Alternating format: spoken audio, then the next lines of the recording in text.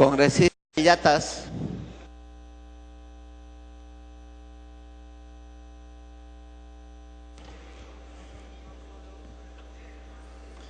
Gracias, presidente.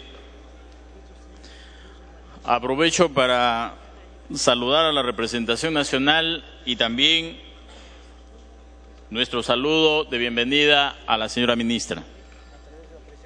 A través de la presidencia, por supuesto. Presidente, para nosotros los ciudadanos que venimos de las regiones, constatamos la urgencia que significa las reformas en educación, en salud. Dos sectores sociales, presidente, fundamentales que implica poner a buen recaudo al ciudadano que transita en el país. La Constitución es categórica al respecto en lo que concierne a la protección del ser humano como ser supremo a efecto de tener ese derecho a una salud. Pero esto, presidente, estando en una norma de mayor categoría como es la Constitución, lamentablemente no ha sucedido. Y por ello es que en el país experimenta ese desorden, experimenta y se expresa en la falta de capacidad de un Estado que busca resolver estas urgencias. Pero aquí, presidente, reiterar lo que se dijo el día de ayer en la Comisión de Salud. Los miembros de la Comisión de Salud somos conscientes del paso que significa esta reforma. Pero esta reforma, presidente, va a tener una serie de obstáculos, porque hay muchos actores sociales comprometidos con el sector y otros que probablemente no están, pero que buscan minimizar, buscan neutralizar una reforma fundamental. Presidente, no podemos inmiscuirse en una situación tan compleja. Sabemos, presidente, que la salud es una urgencia y que hoy el presidente de la República, hoy la señora ministra está interesada. La reforma es inevitable. Los cambios tendrán que venir progresivamente. Y, presidente, reconocer que la presencia de la ministra, primero, cumpliendo con una obligación. Segundo, a efecto de reconocer el derecho de las minorías en este Parlamento. Pero esa minoría seguimos invocando, seguimos haciendo un llamado que permita y que nos ayude a este proceso de reforma. Para nosotros, la salud es un derecho fundamental. La salud es indispensable en esta coyuntura y por ello es que tenemos mucha expectativa en que esta reforma nos va a permitir no resolver los problemas de manera total, pero es el inicio de un paso importante. Presidente.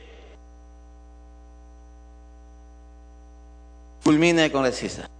Cuando se habla, presidente, de la necesidad de priorizar lo que significa salud, eso implica una serie de reformas. Hoy, lamentablemente, hemos visto que algunas competencias en cuanto a ejecución de obras importantes de infraestructura es una competencia propia de los gobiernos regionales.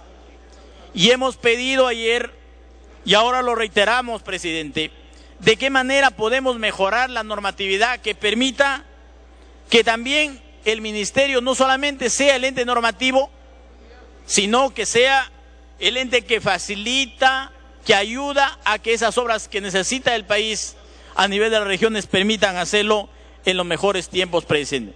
Por ello, saludo la presencia de la señora ministra y expreso mi conformidad en el proceso de reforma que ya prácticamente se está iniciando dentro de sus atribuciones propias del ministerio. Gracias, presidente. Congresista Juan Carlos Segura, en 3 minutos. Gracias, presidente. Por su intermedio, saludar a la señora ministra. Voy a abordar dos temas muy puntuales, señora ministra. La primera está referida a las facultades delegadas en materia de reforma del sector salud. Han circulado varios borradores, y soy enfático en señalar, son borradores de decretos legislativos. Dentro de ellos hemos encontrado una orientación distinta a la que supuestamente los últimos meses ha tomado el gobierno. El gobierno ha tenido 2 años con un rol muy pobre, diríamos, en lo que es la promoción de la inversión, en el rol de facilitar la inversión, en el rol de destrabar inversiones, y esa es la tarea que hoy está emprendiendo el gobierno liderado desde el Ministerio de Economía. En consecuencia, todo el tema de tramitología se está buscando reducir para que el país sea más competitivo y para que el Estado sea el promotor y no el que te pone las vallas, no el que pone las trabas para que el país siga desarrollando y creciendo. Pero ese espíritu del propio gobierno lo vemos que no se manifiesta en los borradores de decretos legislativos en materia delegada, sino todo lo contrario: más trabas, más vallas, más regulación, incremento de multas, incluso temas absolutamente antitécnicos y que devendrían en ilegales e inconstitucionales, modificando algunas responsabilidades que son propias y exclusivas de la Superintendencia de Banca y Seguros para extrapolarlas o trasladarlas a la SUNASA, la Superintendencia Nacional de Salud. En consecuencia, va a haber instituciones que tienen doble regulación de 2 superintendencias. Entonces vemos toda una tendencia que quisiéramos preguntar a la señora ministra puntualmente si está personalmente monitoreando, si conoce el contenido, si está conforme con el contenido de estos últimos borradores y si está llevando el test específico que se requiere de constitucionalidad para evitar después acusaciones constitucionales a la ministra del ramo y las famosas demandas ante el Tribunal Constitucional por violentar la delegación de facultades al excederse en las mismas. Ese es un primer punto. Un segundo tema, también muy puntual. La señora ministra, y creo que todos, porque hay suficiente base científica, sabemos que la nutrición, la alimentación de los niños entre 0 y 3 años es la etapa sustantiva, fundamental para la formación del cerebro de los niños. Si hay una mala alimentación, si hay una mala nutrición en esta etapa, el daño causado es irreparable, es irrecuperable, y tendremos niños que cuando sean adultos realmente no serán competitivos porque no desarrollaron suficientemente el cerebro. Señor presidente, Congresista Scheffer. Gracias, presidente. Gracias, congresista Eguren. Para aportar lo dicho por el congresista Eguren de la importancia de la primera infancia que se considera desde el momento de la concepción. Se trabajó mucho en la Comisión de Salud para que el Ministerio de Salud considerara los tamizajes neonatales y los tamizajes de preeclampsia, que evitaría muchísimo la discapacidad en nuestros niños en lo de preeclampsia hasta un 30% y con el tamizaje neonatal en un 25%, ¿no? Con el tamizaje de preeclampsia también se baja al 50% las probabilidades de mortandad materna infantil. Entonces sería bueno, ministra, saber si se ha considerado esos temas, que el costo realmente era mínimo para los efectos a largo plazo. Gracias, congresista Eguren. Gracias, presidente. Culmine, congresista Eguren. señor presidente, por su intermedio, una segunda interrupción al congresista Tapia. Congresista Tapia. Gracias, presidente. Gracias, congresista Eguren. Solamente decir que en el marco de este decreto legislativo 1153, quiero también decirles que no hay pago de remuneraciones para todo el sector salud. Vale decir, las Fuerzas Armadas, Policía Nacional, Ministerio Público, Ministerio de Justicia, médicos de las universidades y del INPE, no van a recibir en septiembre ni a futuro. Es un engaño. El desabastecimiento de la vacuna es a nivel nacional. No hay vacuna inyectable para polio, presidente. Por otro lado, presidente, de que más fragmentación con el 1153. Se ha excluido a Salud, SUNASA, Instituto Nacional de Salud. Y por último, hay médicos que se iban a prestar servicios en el interior del país por un monto ya sea de 6.000 o 12.000 soles, y ahora esto se elimina, presidente, en el 1153. Esto es realmente una exclusión y es una barbaridad, es una fragmentación, sigue, y no sé de qué reforma se habla, presidente. Gracias, congresista Aguren. Culmine, congresista Aguren. Presidente, voy a tomar los minutos que tenemos como bancada para poder desarrollar... ¿Cuántos minutos, congresista? ¿Cuántos tenemos? Congresista, continúe. Ok, gracias. Presidente, hay 600.000 niños y 70.000 madres gestantes que venían siendo atendidos y han sido abandonados justamente en la época más importante para su nutrición. Eran atendidos a través del Programa Integral Nutricional, el PIN, que estaba a cargo del MIDIS. El MIDIS lo trasladó al Ministerio de Salud y trasladó un presupuesto de 140 millones. Sin embargo, señor presidente, no se ha implementado el programa y tenemos 600.000 niños en la época más crítica de su alimentación abandonados. Lo poco que se ha hecho, entiendo, es un tema de vitaminas. Tenemos dos graves problemas, uno es la anemia y la otra es la desnutrición. La anemia se puede combatir con vitaminas, pero no solamente con vitaminas. Se requiere, señor presidente, de nutrientes. Y para combatir la desnutrición se requiere macro y micronutrientes. Entonces, el hecho de dar única y exclusivamente vitaminas prácticamente no sirve para nada para el objetivo nutricional que se busca en la primera infancia. Entonces, la pregunta es, ¿qué se está haciendo al respecto? ¿Cuál es el estado del programa? ¿Qué se tiene planificado? ¿Cuánto de lo presupuestado se ha invertido en la nutrición de este grupo etario que es tan importante y que anteriormente era alimentado a través de una canasta que se daba a través del sistema de salud que comprendía arroz, aceite, leche, azúcar, rubia, frejol, papilla, etcétera? Ese tema hace un año, señor presidente, para las personas más vulnerables y que nadie se da cuenta porque son invisibles, están invisibilizados porque no tienen capacidad de organización, están en los pueblos más pobres y alejados del país. Si esto pasase con el programa Vaso de Leche, inmediatamente se soluciona. Culmine, congresista. Porque tienen capacidad de organización, tienen capacidad de protesta, tienen capacidad para hacerse sentir. Pero estas madres gestantes, estos recién nacidos, en los pueblos más alejados, en los distritos más pobres del Perú, no tienen capacidad para levantar su voz de protesta y nadie, señor presidente, se acuerda de ellos. Espero que la señora ministra nos tenga una solución a este gravísimo, gravísimo problema, señor presidente. Gracias. Congresista Johnny Lescano Anzieta. Señor presidente, colegas, no cabe duda, señor presidente, que el problema de la salud en el Perú es terrible. La gente se muere por falta de medicamentos baratos y por falta de una atención oportuna en los hospitales públicos, y esto hay que cambiarlo. Pero es un problema difícil de encarar, señor presidente, y nosotros entendemos que es así, pero hay que hacer los esfuerzos correspondientes y dar el presupuesto suficiente, señor, para resolver el problema de millones de peruanos que quieren una salud, porque sin salud no se puede hacer absolutamente nada.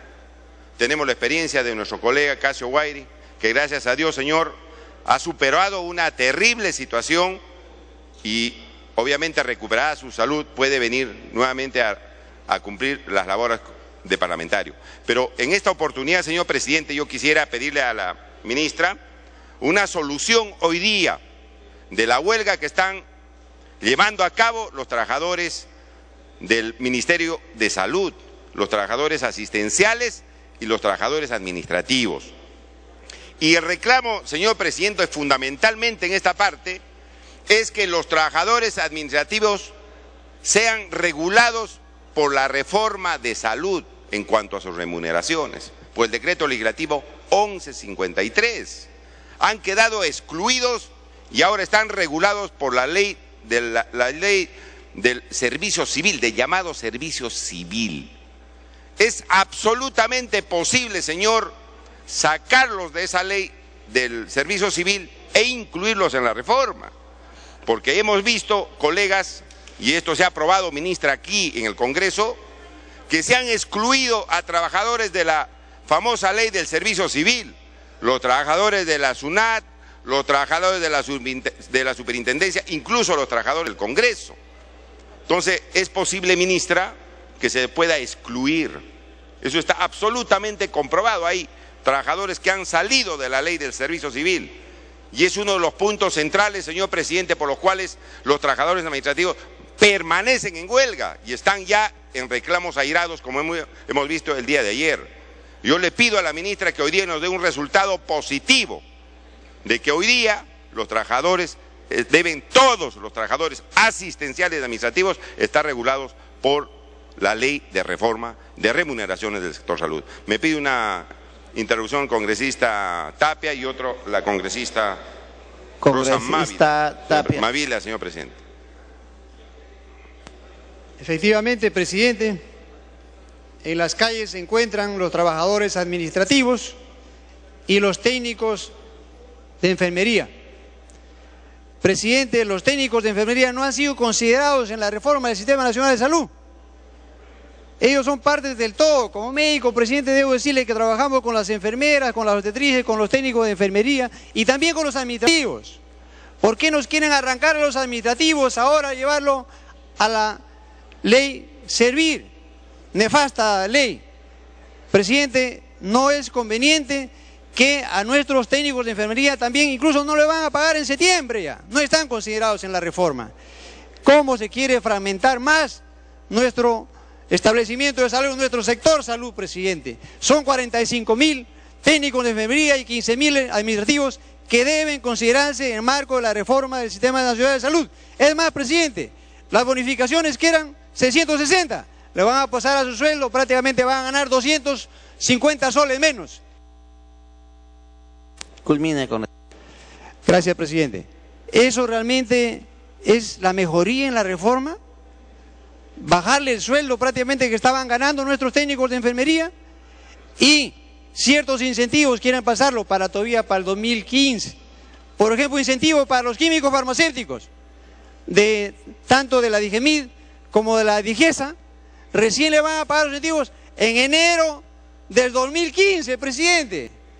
¿Qué estamos hablando? ¿De qué reforma? Acá no hay nada de reforma y es más, sigue la fragmentación porque Salud sigue perteneciendo al Ministerio de Trabajo, digamos también Policía Nacional, Ministerio de Interior, sigue perteneciendo, digamos, las Fuerzas Armadas al Ministerio de Defensa y así sucesivamente, presidente. Entonces acá no hay ninguna reforma y esto constituye prácticamente un engaño y nuestros trabajadores están en las calles, presidente, en una huelga y los médicos también anuncian nuevamente una huelga porque solamente fue suspendida y tenemos que trabajar en el marco de la reforma. Gracias, congresista Lecano. Gracias, presidente. Congresista Mavila. Gracias, señor presidente. Gracias, congresista Lecano. Señor, el día de ayer han sido detenidos 4 trabajadores de salud y han sido elevados, señor, a la División de Bienestar Social de la Policía Nacional para evaluar su posterior traslado al Ministerio Público. Y el delito que supuestamente habrían perpetrado, señor, dice relación con protestar, pues, por un tema de fondo que ya lo han expresado los congresistas que me han antecedido en el uso de la palabra. Y esto es lo que le da contenido a lo que se está planteando en términos políticos como el término de la criminalización de la protesta. Yo plantearía, señora ministra, que interponga buenos oficios a efectos de que estos servidores que están peleando por sus condiciones laborales no sean tratados como delincuentes. Pero además, señora ministra, yo quería hablar algo sobre la prevención del embarazo adolescente, darle voz a la sin voz, señor. En el Perú, 13 de cada 100 adolescentes ya son madres o están embarazadas. Culmine, señora congresista, recordando que las interrupciones se dan para ver los temas del orador interrumpido. Sí, señor. Esta cifra no ha variado en los últimos 20 años y en la Amazonía el porcentaje es altísimo, se eleva en 30%. Por eso yo quiero preguntarle a la ministra cómo, qué políticas hay específicas, no genéricas, de reducción del embarazo adolescente. Gracias, señor presidente. Culmine, congresista Lescano. Señor presidente, entonces, en una reforma de esta naturaleza, señor, dejarlos a los trabajadores, a una parte de los trabajadores del sector salud, en una ley cuestionada, porque no nos olvidemos, señor presidente, se ha presentado una demanda de inconstitucionalidad, señora ministra, respecto a la ley del servicio civil.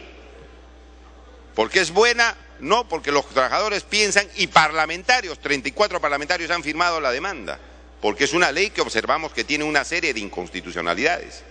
Entonces, no cuesta nada, señor presidente, incluirlos a todos los trabajadores en la reforma del sector salud respecto a sus remuneraciones. Y un segundo punto, y con eso termino, señor presidente, respecto a otros profesionales del sector salud que están en desventaja a sus colegas. Los médicos han sido atendidos de alguna manera en sus reclamos, pero, ministra, en la Comisión de Trabajo le dijimos, hay químicos farmacéuticos y biólogos. Químicos farmacéuticos y biólogos, señor presidente, que son profesionales nombrados, que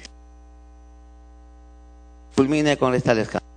Que tienen años de servicio, señor presidente, pero ganan menos que un trabajador que conduce un vehículo, un chofer o un técnico. Están ganando menos incluso que trabajadores contratados bajo la modalidad del CAS.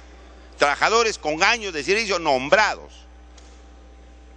Y como bien lo han dicho, desde el 2015 recién les van a pagar una bonificación por dedicación exclusiva en sus funciones. Eso podría, ministra, adelantarse pues desde el 2014 para darles un respiro desde el punto de vista económico. Desde el 2014 que se les pague ese bono de exclusividad, porque están en desventaja respecto a sus demás colegas. Un médico puede trabajar en una clínica, pero ellos, como tienen dedicación exclusiva, no pueden trabajar. Los del DIGEMIT, los de la DIRESA, que tienen labores importantes, no pueden trabajar en otros lugares, entonces ganan mucho menos. Eso, ministra, y nosotros le pedimos que se pueda adelantar el bono y dar la posibilidad de hacer servicios complementarios en la misma institución. Culmine, congresista. Presidente, muchas gracias. En comparación que sus demás colegas del mismo sector están ganando mucho menos. Esas reformas, señora ministra, hoy día están reclamando y usted puede hoy día resolverlas, tanto de los trabajadores administrativos como de los demás profesionales, señora presidente, para que en el Perú se pueda hacer un buen servicio de salud, digno, con profesionales contentos, con derechos vigentes, señor presidente, que atiendan bien a los enfermos, que tantísimos son, miles recurren a los hospitales y que tienen que ser tratados con sus medicamentos suficientes, ministra, para poder llevar adelante nuestro país. Muchas gracias, señor presidente. Congresista María Lourdes Pía Luisa Alcorta Suero.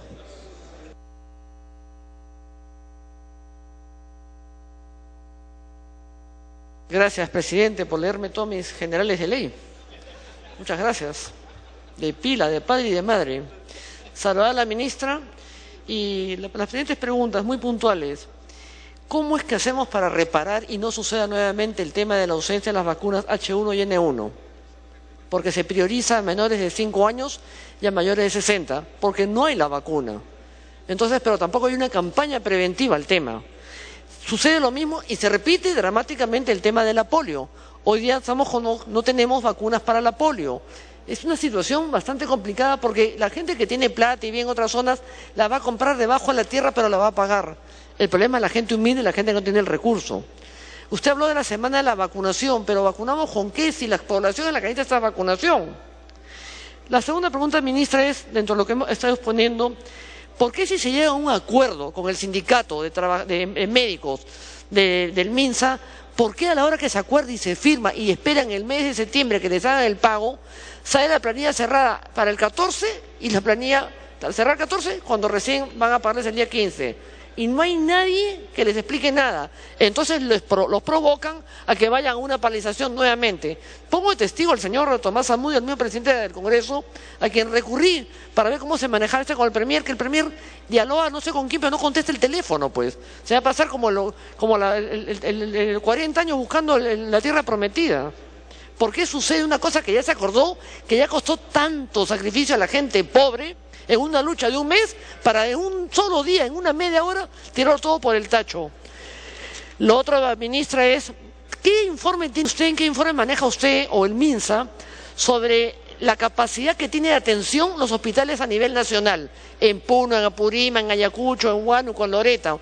Hospitales grandes, pequeños, postas médicas donde no hay absolutamente nada, que supuestamente está descentralizado y se nombran a los directores regionales para salud. ¿Con quién coordina el MINSA, el ministerio, para que la gente pobre cuando vaya a un hospital no se encuentre pues que lo han puesto en el techo de un hostal? Porque no hay capacidad de atender y la gente espera en sillas afuera en el sol. ¿Cómo hacemos para darle un poco de dignidad a la gente pobre, ministra? ¿Cómo hacemos para solucionarlo? Gracias, presidente. Congresista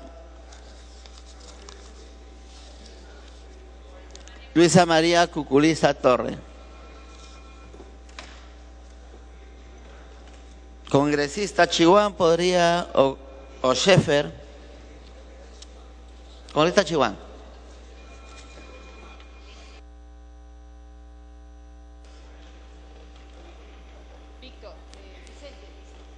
Gracias, presidente. Una interrupción por su intermedio me solicita el congresista Tapia y la congresista Mavila. Congresista Tapia. Presidente, en el tema de vacunas que ha mencionado justamente también la congresista Alcorta, 118 muertes por H1N1, por no falta de prevención. Y es más, presidente, en el año 2012, en la gestión de la ministra de Salud, se dejaron de utilizar 2.6 millones de vacunas. Dinero tirado al agua. Entonces, presidente, ¿de qué estamos hablando? 9 niños con polio por vacuna que lo único que hicieron es vacunarse. El calendario de vacunación del Estado se siguen arrastrando. Prometieron hacerle una compensación, una indemnización para esos niños y hasta el día de hoy nada. Entonces, ¿de qué podemos estar hablando, presidente, cuando no hay vacunas de polio a nivel nacional? Se han muerto, como repito, presidente, 118 personas, infectados 1.606, 11 veces más que el año pasado. Culmine con eso. Presidente, quiero decirle una vez más que en el tema de vacunas a nivel nacional hay una falta de prevención que se traduce incluso con haberse tirado al agua ese dinero de 2.6 millones de vacunas que no se utilizaron, prácticamente se vencieron. Y, presidente, es importante que saber de que el año 2009 el presupuesto de vacunas era 246 millones y ahora 650 millones y no sabemos invertir en la vacuna, presidente. Muchas gracias.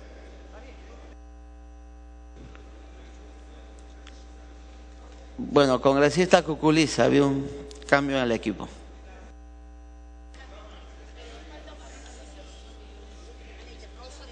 Falta una interrupción, presidente. Congresista Mavila. Gracias, congresista Chihuán, congresista Cuculiza, gracias, presidente. La anterior pregunta que hice, señora ministra, se refería a embarazo adolescente. Ahora quiero preguntarle específicamente sobre mortalidad materna.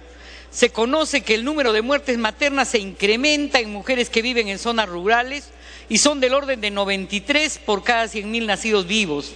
Y las causas directas de muerte materna, 40.2 es a hemorragias, 32% a enfermedad hipertensiva inducida por el embarazo, 17.5% a la interrupción del embarazo y 4.1% por infección relacionada con el embarazo. Todas estas causas prevenibles y de todas estas mujeres fallecidas, el 56.4% de las muertes maternas ocurrieron en establecimientos de salud y el 80% contaban con seguros de salud. Por eso, ministra, le pregunto, ¿qué estrategias concretas hay para mejorar la atención de las gestantes y evitar que mueran en sede de salud pública?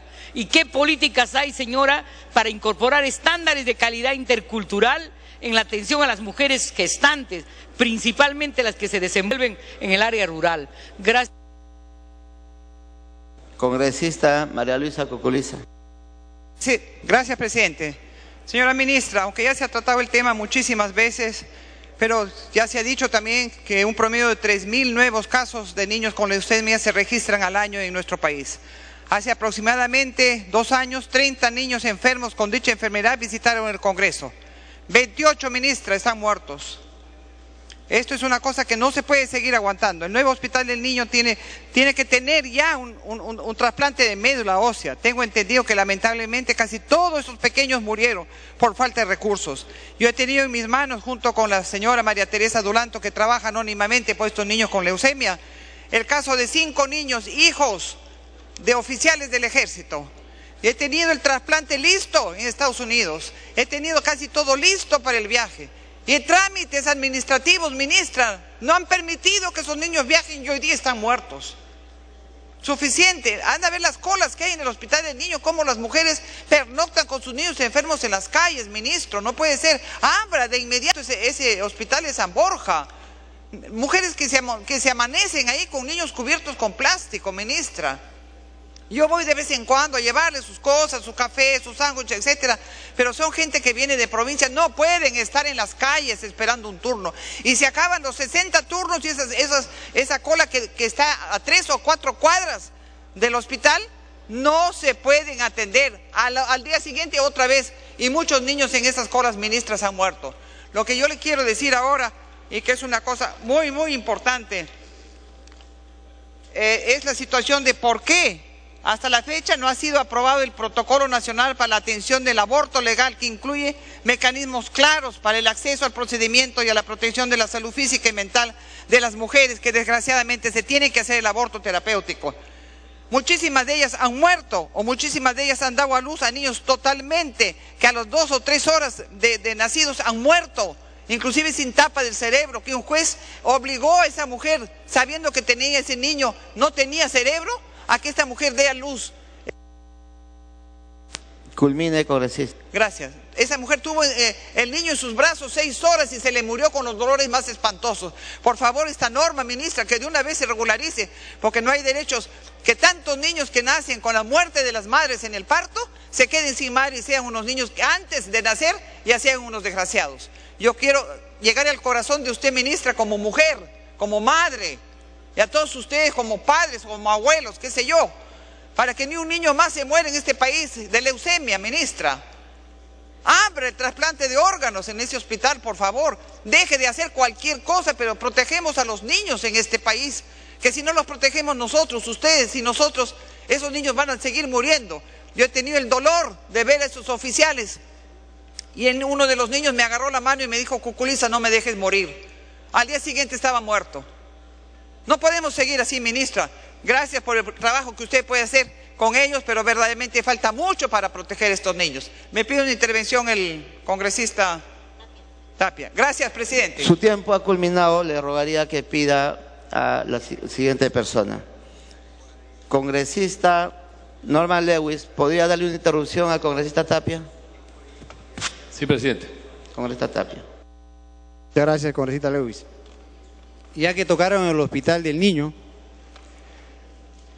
presidente, yo fui al Hospital del Niño y he comprobado que ahí es un hospital fantasma.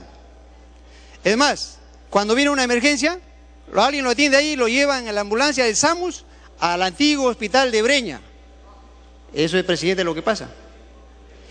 Y si se habla de inversión, presidente, de los 18,5 millones que hay para el Hospital del Niño, ¿sabe cuánto se ha gastado, presidente? Hoy en la página de Amigable, 7%, 1 millón y tanto. Entonces, presidente, ¿de qué estamos hablando? Y además, no hay ningún paciente hospitalizado, presidente, no hay ningún paciente en hospitalización, no hay ningún paciente en sala de operaciones, la sala de operación no funciona, no hay ningún paciente en quemado, presidente. O sea, yo esperaba que el día de hoy la ministra diga: bueno, pues sí, disculpe, ¿no? Eso pasó, lo inauguramos el 26 de agosto, lo volvimos a inaugurar. Culmine con eso. Entonces, el 26 de junio, con la presencia del presidente Ollanta Humala, reinauguraron la atención ahí. Pero esto, presidente, yo considero de que no se puede tolerar la mentira, presidente. Todo puede ser, más bien, un mea culpa, no hicimos nada ahí, pero sin embargo no podemos seguir mintiendo al país, presidente, y concluir que ese hospital del niño simplemente no funciona porque no tiene, ni siquiera tiene ni CAP, ni ROV, ni MOF. No tiene, presidente, no tiene instrumento de gestión. Entonces, presidente, invoco a la reflexión y que se haga un mea culpa, porque no se puede tolerar la mentira, presidente. Muchas gracias, presidente. Gracias, congresista Cuculiza. Congresista Lewis. Sí, presidente, muchas gracias y por su intermedio el saludo a la ministra Javich. Presidente, hay temas que se han venido tocando mis anteriores colegas y relacionado al plan multisectorial de prevención del embarazo adolescente, creo que es importante reforzarlo un poco con algunas informaciones adicionales. Entre los años 2000 y 2011 se ha observado un incremento de la proporción de madres adolescentes en los departamentos de Madre de Dios, que han subido de 23 a 27%, en Pasco de 13 a 17, Ica de 8 a 14, casi 15, Tumbes de 11 a 18, Piura de 9 a 14, Junín de 10 a 15, Puno de 12 a 15, Moquegua de 7 a 9 y Tacna de 8 a 9 y así sucesivamente. El embarazo adolescente comporta consecuencias en el desarrollo personal y educativo, pues el 56.7% de los adolescentes no tienen educación y el 4.4% de los adolescentes embarazados tienen educación superior. Esta información es información oficial, presidente. Por eso creo que vale la pena hacerle llegar algunas interrogantes a la ministra en este sentido. ¿Cuáles han sido las medidas implementadas por el MINSA para reducir el embarazo adolescente? ¿Cómo piensa el Ministerio de Salud lograr la reducción del embarazo adolescente comprometida como medida de política pública en el Plan Nacional de Población, Plan Nacional de Infancia y Adolescencia y el Plan Nacional de Igualdad de Género vigentes? Si hasta la fecha no ha logrado que se apruebe el Plan Nacional de Prevención de Embarazo Adolescente pendiente desde hace varios años. En este sentido, ¿qué medidas ha tomado el Ministerio de Salud para la aprobación del Plan Multisectorial de Prevención de Embarazo y cuáles son las dificultades que se tiene para contar con esta política aprobada? Adicionalmente, el tema de mortalidad materna, que fue comentado rápidamente por la colega Mavila, para el periodo 1990-1996 la estimación de mortalidad materna fue de 265 defunciones por 100.000 nacidos vivos, 185 para la encuesta demográfica de salud, hay una diferencia. En el 2000 y para el periodo 2004-2010 fue de 93 muertes maternas y así las cifras llegan hasta el 2015 que es de 66.3 defunciones. Las mujeres que viven en zonas rurales y de exclusión social son las que más vulnerables a esta situación. Y tenemos cifras importantes como Lima, que tiene 69, Cajamarca 43, cifras del 2012, Piura 34, Arequipa 16, Amazonas 14, etcétera, hasta llegar a Pimac 13. Las causas directas de muerte materna, el 40.2, como decía el anterior colega, son las hemorragias, el 32 la enfermedad hipertensiva, el 4 puntos la infección relacionada con el embarazo. En este sentido quisiera transmitirle algunas inquietudes a la ministra. ¿Qué medidas está abordando el MINSA para prevenir las muertes de mujeres por causa de maternidad? Culmine, congresista. Gracias, presidente. Tenía unos minutos adicionales de mi bancada que no habían sido utilizados, por si acaso. ¿Qué estrategias está implementando para mejorar la atención de las gestantes que acuden a los servicios de salud, incluyendo acceso universal y gratuito a todas las mujeres sin ninguna distinción? ¿Qué medidas viene adoptando con los gobiernos regionales para la implementación de políticas financiadas en esta materia, entendiendo que los gobiernos regionales tienen una función directa en el tema de salud en su jurisdicción?